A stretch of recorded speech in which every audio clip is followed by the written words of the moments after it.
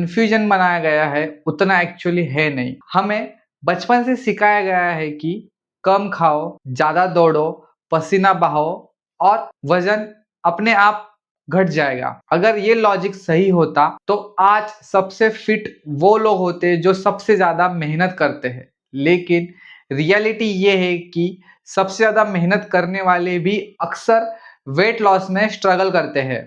यहाँ से डाउट शुरू होता है। लोग कहते हैं कि शुगर छोड़ दी, जंक फूड बंद कर दिया, डिनर स्किप करना शुरू कर दिया, रोज ट्रेडमिल पे दौड़ रहा हूं, फिर भी वेट कम नहीं हो रहा। इस पॉइंट पर इंसान खुद को ब्लेम करता है, खुद को लेजी समझता है, खुद को वीक मान लेता है। लेकिन सच ये है कि प्रॉब्लम आपकी विल पावर नहीं है, प्रॉब्लम वो अधूरी और हाफ ट्रूथ इंफॉर्मेशन है जो आपको दी गई है। सबसे बड़ा मिथ ये फैलाया गया है कि स्वेटिंग मतलब फैट बर्निंग, पसीना आना बॉडी का टेम्परेचर कंट्रोल करने का तरीका है।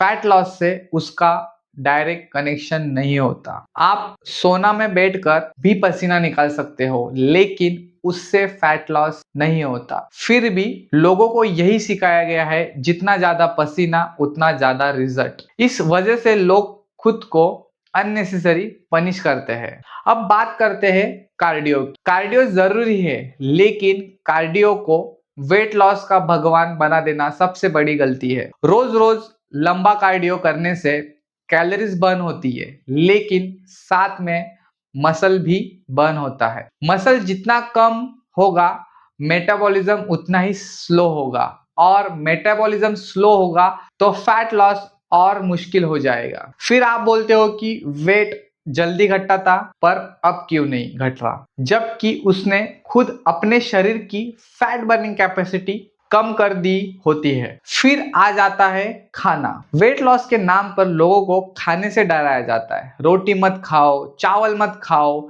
ये बंद कर दो, वो बंद कर दो।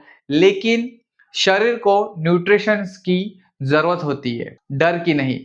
जब आप खाना बहुत कम करते हो तो शरीर सर्वाइवल मोड पे चला जाता है और फैट को बचाने लगता है। कई बार सही मात्रा में सही चीजें खाना वेट लॉस के लिए ज्यादा जरूरी होती है, बजाय सिर्फ कम खाने के।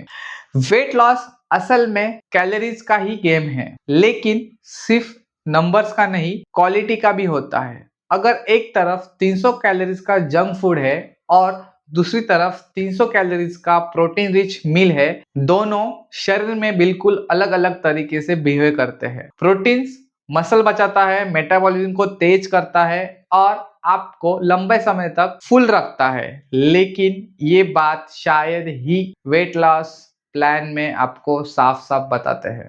अब एक बहुत इंपॉर्टेंट पॉइंट है स्लीप और स्ट्रेस। लोग जिम जाते हैं, डाइट फॉलो करते हैं, लेकिन रात को 4-5 घंटे तक सोते हैं और दूसरे दिन स्ट्रेस में रहते हैं। हाई स्ट्रेस और पुअर स्लीप हार्मोन्स को बिगाड़ देती है, जिससे फैट लॉस स्लो हो जाता है। तब इंसान बोलते हैं कि कुछ सही कर रहा हूं, तभी भी रिजल्ट नहीं आ रहा। सच है कि वेट लॉस जिम के बाहर होता है, खासकर आपकी नींद और डेली रूटीन में। सोशल मीडिया ने वेट लॉस को और डेंजरस बना दिया है। हर दूसरी वीडियो में miracle drinks, detox water, 7 days challenge या 15 डेज ट्रांसफॉर्मेशन दिखा रहे हैं, लेकिन ये कोई नहीं दिखाता कि उन शॉर्टकट का लॉन्ग टर्म इफेक्ट क्या होता है। जो तरीका आपको 30 दिन में स्लिम दिखाता है, यही तरीका 3 महीने में बॉडी को कमजोर भी बनाता है। सस्टेनेबल प्रोसेस बोरिंग लगता है, लेकिन वही सेफ और इफेक्टिव होता है।